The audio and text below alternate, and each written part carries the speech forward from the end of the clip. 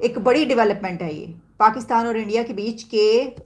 जो डिटेल्स है खबर की वो आपके सामने रखे देती हूँ। वो ये है कि arm forces team delegation attend SCO Delhi. लेकिन जब आपकी सिविलियन लीडरशिप इंडिया से बोल रही है कि आप 370 दोबारा लगाइए, और सिविलियन लीडरशिप ऐसी के फॉरेन मिनिस्टर बोलते हैं कि मैं इंडिया से डायरेक्ट बात करना चाहता हूं या मैं मीडिया के थ्रू बात नहीं कर सकता, दैट मींस वो बात करना चाहते थे।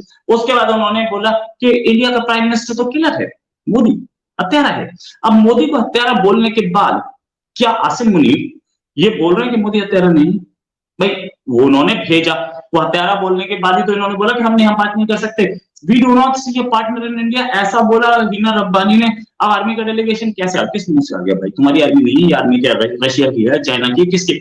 मुझे ये नहीं समझ में आया है कि जो है हमने सरेंडर कर दिया था वहाँ पे जाके इंडियन फौज के आगे, लेकिन ऑफ कोर्स उसके लिए दुनिया ने हमें कर्जा देने में मना कर दिया। दुनिया में कर्जा भी नहीं दे रही अब।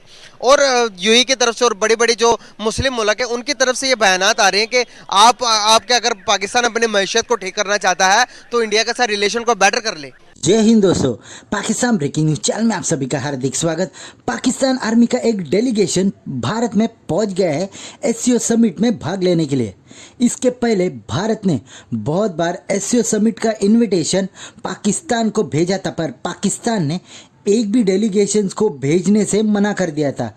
इसके ऊपर भारत ने बहुत ही बड़ा विरोध जताया और पूरे एससीओ समिट के मेंबर्स को ये बताया कि पाकिस्तान एससीओ समिट को लेकर सीरियसनेस नहीं दिखा रहा है, क्योंकि जो भी इनविटेशन भारत पाकिस्तान को भेजता है वो उसे रिजेक्ट करता है। और यही कारण था कि सब देशों से फटकार लगने के बाद पाकिस्तानी आर्मी का एक डेलीगेशन भारत में पहुंचा है, जहां पर ऐसे लग रहा है कि पाकिस्तान आर्मी और पाकिस्तान गवर्नमेंट के लिए भारत पॉलिसी डिफरेंट है, क्योंकि पाकिस्तान आर्मी भारत के साथ अपने संबंध अच्छे रखना चाहते हैं और पाकिस्तान गवर्नमेंट के मिनिस्टर्स तो भारत के प्रधानमंत्री के लिए अनाप शनाप कमेंट्स देते हैं। तो क्या पाकिस्तान आर्मी और पाकिस्तान गवर्नमेंट के बीच में कोई खटास पैदा हुई है?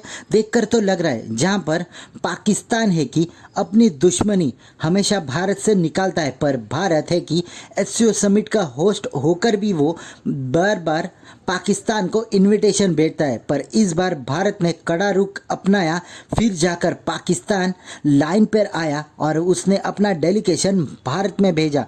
तो क्या ऐसे कर कर पाकिस्तान अपने खुद के ही इमेज पूरी दुनिया के सामने डाउनग्रेड कर रहा है? ऐसे ही वीडियो को अंतिम तक देखते रहिए, लाइक कीजिए, शेयर कीजिए और सब्सक्राइब कीजिए हमारे चैनल को, और बेल आइकन दबाना बिल्कुल भी ना भूले। और आपकी जो भी राय हो उसे कमेंट बॉक्स में ज़रूर दें। धन्यवाद। अब इसमें जो हमारी नसीम जहरा बलोच साहिबा हैं, मुमताज़ जहरा बलोच जो हैं, जो कि फॉरेन ऑफिस स्पोक्स पर्सन है, वो आपको पता है कि डेली और वीकली ब्रीफिंग्स जो होती हैं उसमें वो बातचीत करी थी, जिसमें उन्होंने कंफर्म किया है मुमताज़ जहरा बलोच ने कि पाकिस्तान आर्मी का डेलीगेशन एससीओ की ये वर्कशॉप, क्या वर्कशॉप थी आपको भी बताते हैं, इस मीटिंग को अटेंड करने के लिए वहां पर गया है। और साथ ही बात यह भी हुई है कि क्या डिफेंस मिनिस्टर और हमारे फॉरेन मिनिस्टर के लिए जो इनविटेशन आया है वो जा रहे हैं, उस पर भी उन्होंने कहा है कुछ।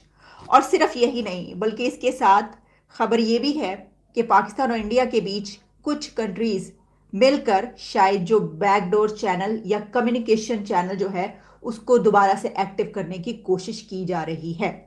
तमाम डिटेल्स आपके सामने रखे देते हैं। जनाब Mumtaz Zahra Baloch confirm that a Pakistani delegation from the joint staff headquarters attended a meeting of the expert working group under the Council of Ministers of Defense of the SCO।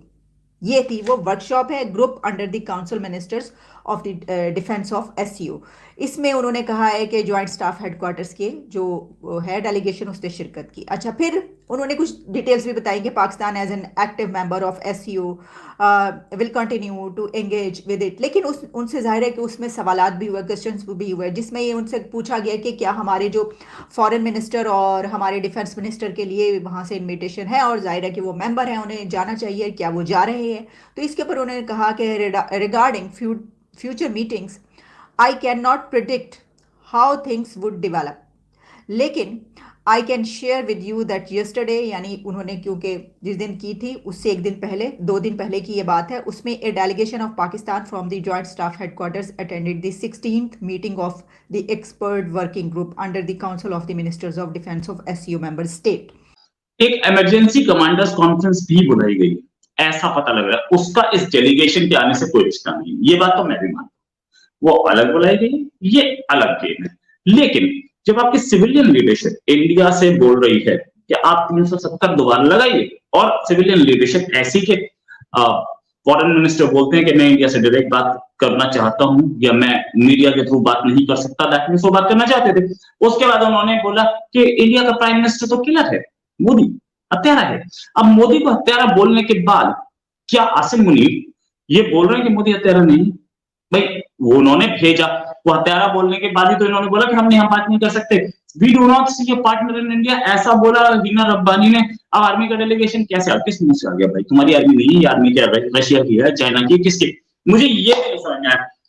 Army नाराज है पाकिस्तान से, ये बात मैं माननी चाहूँ। पाकिस्तानी डेलीगेशन, आर्मी जो है पाकिस्तान की सिविलियन लीडरशिप से नाराज है, और वो ये बार बार ये बोल रही है कि हमारा बजट क्यों कट किया जा रहा है। आईएमएफ को प्रेशर में कट रहा है, आईएमएफ को प्रेशर में कट रहा है, तो वो लोग ये बोल रहे हैं हमारा बजट कटने से। तो ये भी कहीं ना कहीं आर्मी ने अपनी नाराजगी दिखाई सिविलियन लीडरशिप से। तुम जो बोलते हो हम जा रहे हैं, ठीक है, यहाँ पे भी मैं मानूंगा। अब पिछला जो डेलीगेशन जिससे पुल आउट किया था ये मैप के इशू में, वो ये था, वो भी आर्मी से रिलेटेड था। उसको वो था उसका जो टाइटल था मीटिंग का, वो ऑनलाइन मीटिंग थी, वो arm forces cooperation in military medicine health care and epidemiology.